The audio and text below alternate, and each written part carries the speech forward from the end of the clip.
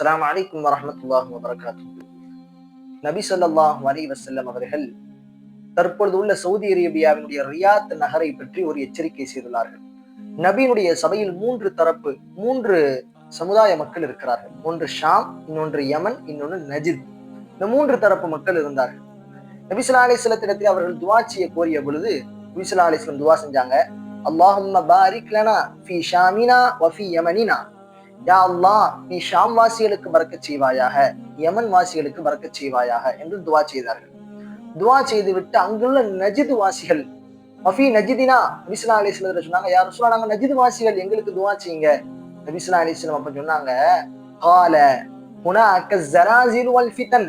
அந்த நஜித் தேசத்திலிருந்து தான் பூகம்பங்கள், அந்த நஜித் தேசத்திலிருந்து தான் மாபெரும் குழப்பங்கள், அந்த நஜித் தேசத்திலிருந்து தான் பிஹா யுத்லஉ கர்னு ஷைத்தான், ஷைத்தானுடைய கொம்பு வெளியாகும் என்றார்கள்.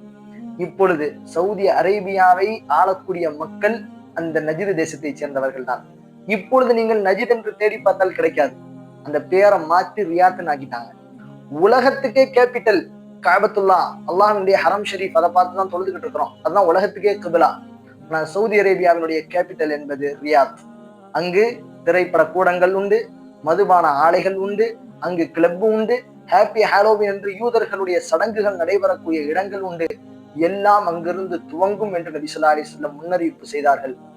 அது இப்பொழுது நடந்து கொண்டிருக்கிறது.